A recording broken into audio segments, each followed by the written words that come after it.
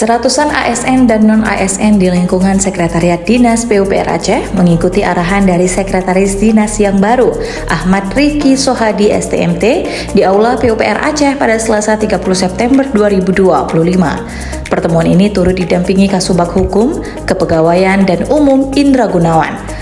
Dalam arahannya, Riki menekankan pentingnya kerjasama, sikap saling menghargai, dan menjadikan aturan sebagai pijakan utama.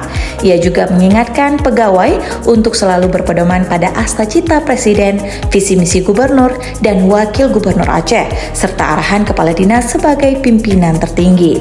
Riki menegaskan komitmennya untuk membangun budaya kerja yang sehat, profesional, dan berintegritas. Ia berharap tidak ada pihak yang merasa terzalimi, serta mendorong ASN agar lebih kritis, kreatif, dan berani untuk menyampaikan ide-ide inovatif demi mendukung percepatan pembangunan Aceh.